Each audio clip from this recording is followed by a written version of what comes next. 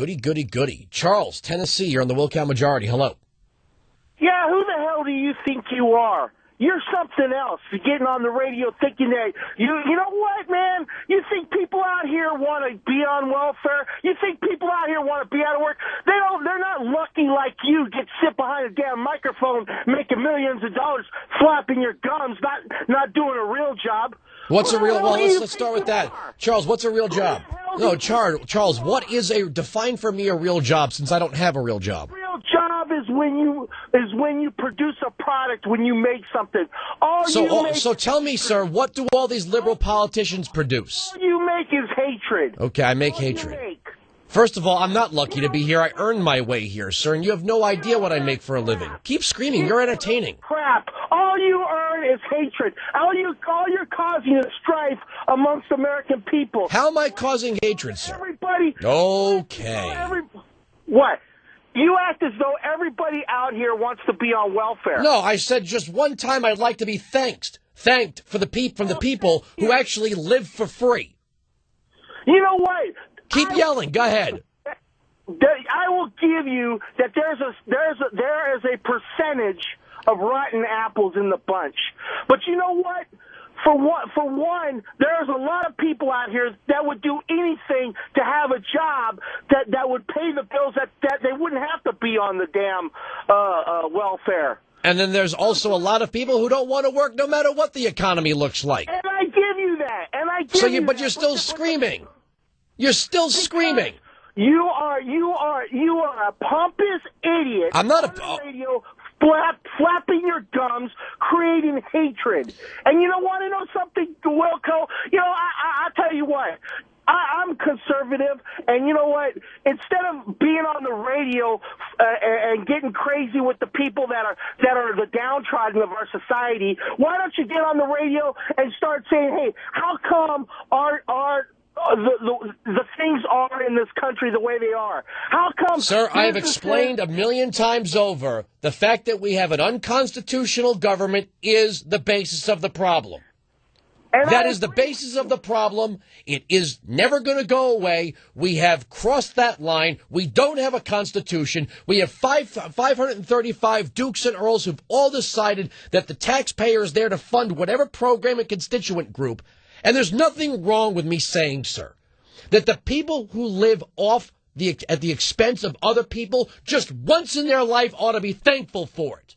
But we're always told we don't do enough, we don't contribute enough, we don't pay enough taxes, we don't work hard enough. And then I got guys like you that call up and say things, hey, shut up for a second, all right? Shut your stupid mouth for a second. You call this program, you tell me I don't do a real job. The only real job out there is what? Doing what? What these politicians do? What the do-nothings do? You're my favorite caller ever. Have a nice day. That's another one that makes me sick. You don't do a real job. Really? What is Barack Obama's real job? What has Joe Biden done a real job? If a real job is defined by being a union worker, working with your hands, then what does Nancy Pelosi do? It's only funny how I don't do a real job because I don't go along that line with this guy. Welcome to Sirius XM. Oh, you thought it was going to be an easy day, huh? You thought I was going to come in here and I was just going to talk about the gifts I got and stuff I gave my daughter. It's every day like this. So if you got Sirius XM for a gift, again, welcome aboard. See, this stirs people.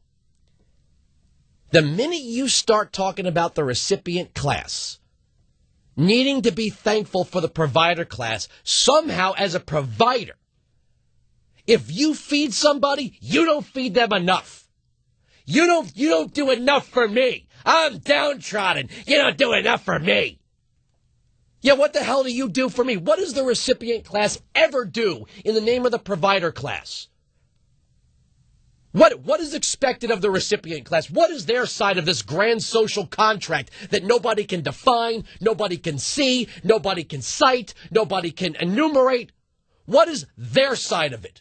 When you look at a two-class society of providers and recipients, what does the recipient class do for the provider class except constitute even more burden on the provider class? Nothing.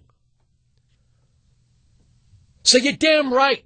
Charlie, that I will sit here and every once in a while remind people that when you pay taxes, when you're told you don't do enough, when you're charitable, no matter how hard you work, you don't work hard enough, no matter how much you carry in your backpack up that hill in the name of others, just one time it'd be nice to get a thank you. Just once. Hey, you know what? I had a bad year. Oh, damn, I had a bad life. I want to say thank you for that public housing. Thank you for that food stamp program. You know what means tested means? It means if you pay for it, you don't qualify for it. That's what it means. Everything that's means tested, everything that's a form of wealth redistribution, if you pay, you just pay. If you get, you just get. You don't pay to get, you just get. So I'm sick and tired of being told right around the holidays that I got to be thankful for something. You know, if you're receiving something, you got to be thankful for it. When you're providing, you aren't receiving. You're just giving it away. 1-866-95-PATRIOT. You want some? Come get some.